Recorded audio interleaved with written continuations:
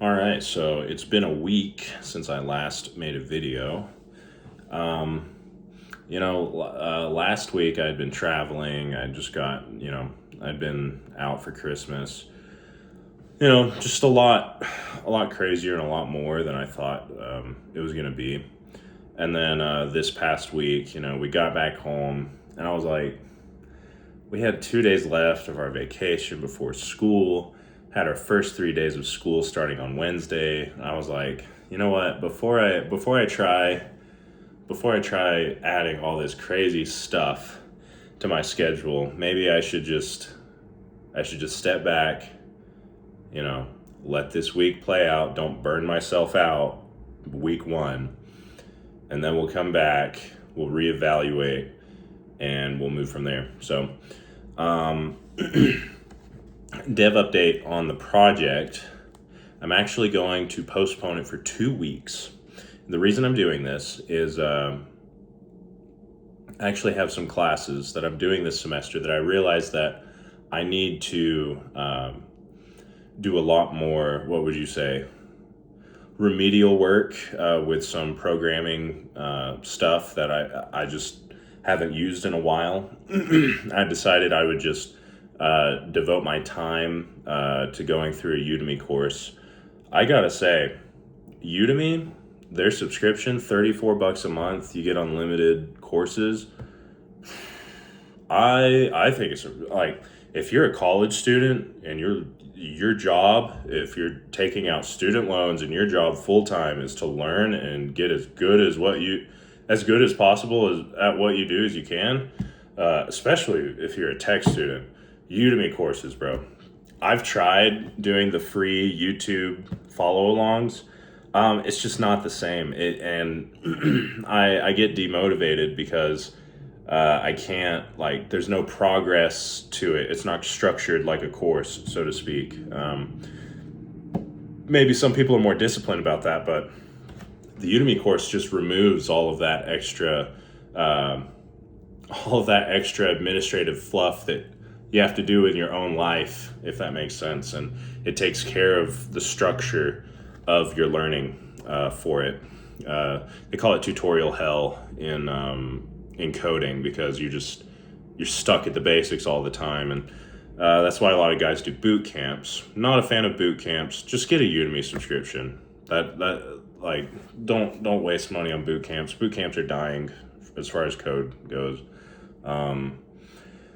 But yeah, so doing that, and then I'm going to keep up with prepping for taking the AI practitioner, which looks like it'll be about the same as the Cloud Foundational exam. And I've actually seen a lot of benefit of studying for and taking that exam because it allowed me to become much more familiar with AWS products. I actually think it's a good exam for people who are going into cloud computing.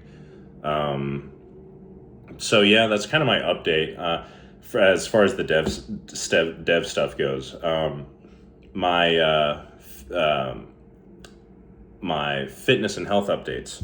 So I actually this week I started Dorian Yates' Blood and Guts routine. It is phenomenal, especially if you know how to take the intensity to an 11. Actually, today, I got to go to the gym with my wife. And so one of the things we did is, I'm a big guy. I've maxed out the leg extension at my local gym. It only goes up to like 240 pounds. And so I actually had my wife push down on my max set. I had her pushing down with some pressure when I was doing my leg extensions. And if I could have her there at the gym every time, I mean, it'd be perfect. But yeah, there's definitely there's only so much you can do with machines. You can go up in reps, but you start to lose the intensity and the purpose of the exercise originally. One thing that I didn't do today that I should have, but New Year's resolutioners were all in the gym and everything. So all the equipment was hogged. Is one of the things I should have done was I should have done single leg extensions. And it's I'm not going to be hitting 240 pounds single leg anytime soon, probably. So I did those. Leg curls felt a little sketch today. So I never do leg curls, so I just have to build up for that, I'm sure. But yeah, Dorian's routine. I mean, it gets a thumbs up from me. I've been doing Mike's program for a couple of years now. I've gained substantial mass. I also inadvertently gained some fat, but I've actually dialed in my nutrition and will be I'll make a video dedicated to that soon, actually, the exact nutrition that I'm doing. I'll wait until I can prove it's successful by losing so many pounds and getting to a certain body fat percentage. I'm pretty sure it's going to work now. Something that's really helped is I had a mental block of going to bed slightly hungry. I actually sleep better if I go to bed slightly hungry. But growing up, that was like like I didn't have any food today, and so it's like I don't know if you call it childhood trauma. I mean, we weren't like super poor growing up. I was just hungry all the time because I grew way too fast. So now that I'm older, there's definitely a psychological block of going to bed hungry. But I've started like easing away from that. I have like 2 big oranges every night, and that's kind of like my nighttime meal now. So I still get the meal at night, but it's more of a psychological thing. And the sugar, the natural fruit sugar, that's good for you at night, in my opinion. It lowers your cortisol and you sleep like a baby. So I'm hoping that works out. But I'm doing sprints for my devlog. I forgot to mention. So I'm going to postpone actually building the app for 2 weeks. Instead, I'm going to do crash courses in JavaScript, React, and React Native, and really get myself familiar with those products before I start trying to. I wouldn't say AI vibe code. It'd be more like I'd want to AI engineer this with some competency rather than just flying by the seat of my pants and hoping what the AI spits out is correct. So that's why I'm kind of doing that before I really start building out this app. But I think it'll be good. Anyways, back to the fitness stuff. I don't know if I think I pretty much covered everything. I've gotten incredibly strong on this program, though. Either that or I've gotten incredibly strong on the Mike Mentzer program.